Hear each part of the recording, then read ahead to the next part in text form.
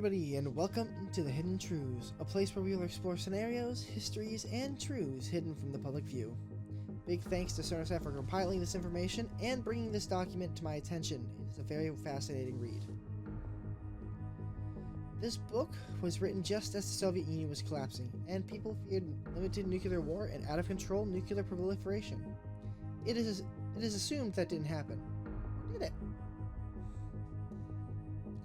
We're going to skip straight to Chapter 3, the Nuclear Guerilla, and here we're going to read about the opinion of Chinese generals and planners as well as their American counterparts. You may not realize this, but America built much of its nuclear strategy on this kind of work. It assumed that the future will be fought by nuclear guerrillas, fake, non-state actors wielding nuclear weapons, terrorizing nations around the world with them, alongside plausible deniability.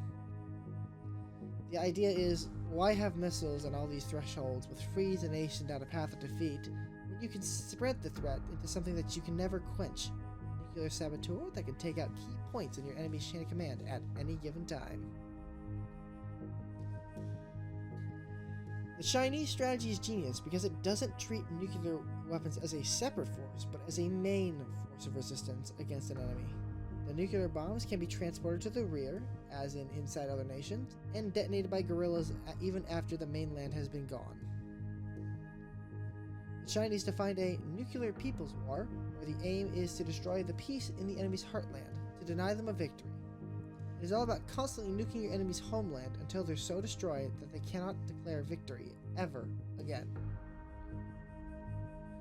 This still forms a deterrence, in fact a more advanced one that not even in any kind of defense can stop. It has now been 80 years since the detonation of the first nuclear bomb in modern times. How far do you think these weapons have been transported, and where are they? We have lost several dozen nuclear warheads in the past. We never found them. So where are they? People these days still think in terms of MAD, mutually assured destruction, and the no first use policy. But what happens when a deterrent fails? Then clearly, the deterrent must be used as a conventional attack weapon, since a death spiral may be formed where it cannot be used anymore. This is something missed by most analysts. The wisdom at the time was that the lower the threat yield, the lower the threshold of use, the lower the threshold of restraint. Killing a diplomat inside a third nation, especially one that has nuclear weapons, will surely exceed that already low restraint.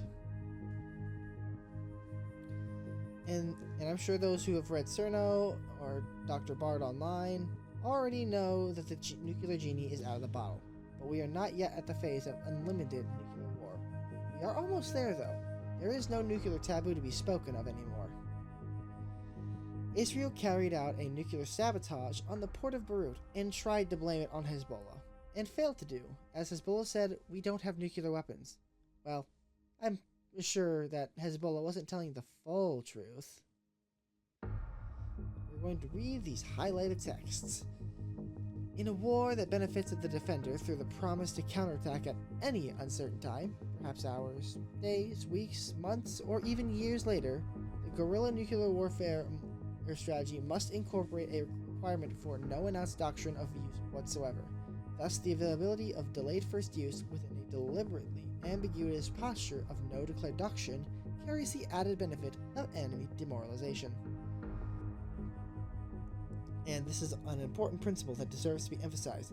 Deterrent strategies need to be advertised, whereas strategies for use or operational strategy under a people's war requirements depends on withholding intelligence as to one's true intentions, and places a high value on deception. No matter what the Israelis do to Lebanon, there will be guerrillas all over the satanic-plagued nation carrying nuclear bombs, ready to detonate them at any time and place.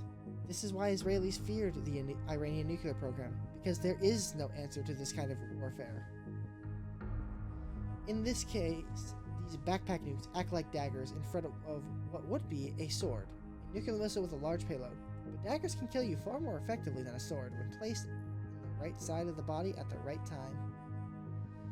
This is how you develop a second-tier resistance force with teeth. Ensure the enemy understands that no evil counter-value act will be left unanswered, even if it takes time. Just look at Gaza and what the tunnels did there. What else could be waiting under Tel Aviv?